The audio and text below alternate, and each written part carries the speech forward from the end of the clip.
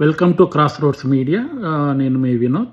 ఈరోజు మనం యోగా రాజధానిగా ప్రపంచవ్యాప్తంగా ప్రసిద్ధి చెందిన ఋషికేశ్ గురించి తెలుసుకుందాం. ఈ ఋషికేశ్కి వెళ్ళాలంటే హరిద్వార్ నుంచి ప్రతి గంట ప్రయాణం ఉంటుంది.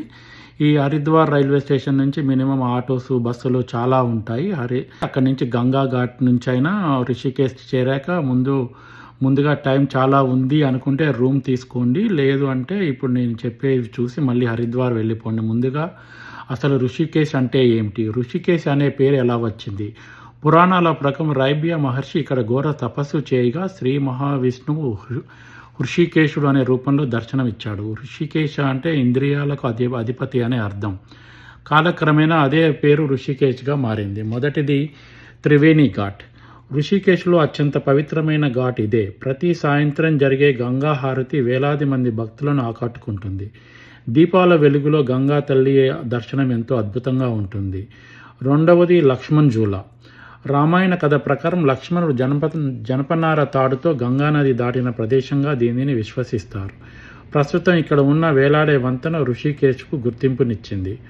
మూడవది రామ్ జూలా. ఇది కూడా గంగానదిపై నిర్మించిన మరో ప్రసిద్ధి వంతెన. ఇక్కడి నుంచి కనిపించేది గంగానది, ఆశ్రమాలు, కొండలు, దృశ్యాలు ఎంతో అద్భుతంగా అందంగా కనిపిస్తాయి. చివరిగా ఋషికేశ్ అనేది కేవలం ఒక పర్యాటక ప్రాంతం మాత్రమే కాదు, మనసుకు ప్రశాంతత, ప్రకృతి అందాలు, భక్తి, ఆధ్యాత్మిక అనుభూతి, సాహసం ఇవన్నీ ఒకే చేట ఆస్వాదించాలంటే తప్పకుండా మీరు ఒకసారి ఋషికేశ్ను సందర్శించాలి. ఇంకొకటి త్రయంబకేశ్వర ఆలయం. ఇది 13 అంతస్తుల ఆలయం అన్నమాట. ఇప్పుడు మనం ఋషికేశ్లోని అత్యంత ప్రసిద్ధ ఆలయాల్లో ఒకటైన త్రయంబకేశ్వర ఆలయం వద్దకు వచ్చాము. ఈ ఆలయాన్ని 13 అంతస్తుల త్రయంబకేశ్వర టెంపుల్ అని కూడా పిలుస్తారు. ఇది లక్ష్మణ్ జూలా సమీపంలో గంగానది ఒడ్డున ఉంది. ప్రతి అంతస్తులో శివుడు, విష్ణువు, దుర్గాదేవి, గణపతి, హనుమంతుడు వంటి అనేక దేవతల విగ్రహాలు ప్రతిష్ఠించబడ్డాయి.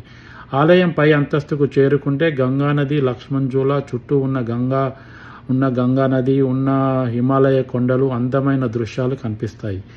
భక్తులు మాత్రమే కాకుండా ఫోటోగ్రఫీ కోసం కూడా ఈ ప్రదేశాన్ని ఎంతో ఇష్టపడతారు. ఋషికేశ్కు వచ్చిన ప్రతి యాత్రికుడు తప్పకుండా దర్శించాల్సిన పవిత్రమైన ఆలయాల్లో త్రయంబకేశ్వర్ ఒకటి. అన్నీ చూసుకున్నాక మళ్ళీ మీరు టైం ఉంటే రూమ్ తీసుకొని నిద్ర చేసి ఎర్లీ మార్నింగ్ ఇక్కడ నుంచి బద్రీనాథ్కి బస్సులు వెళ్తుంటాయి. సో నెక్స్ట్ వీడియోలో మీకు బద్రీనాథ్కి ఎలా వెళ్ళాలి అనేది చెప్తాము. ఈ వీడియో మీకు నచ్చినట్లయితే please like, share, subscribe to cross roads media. Thank you.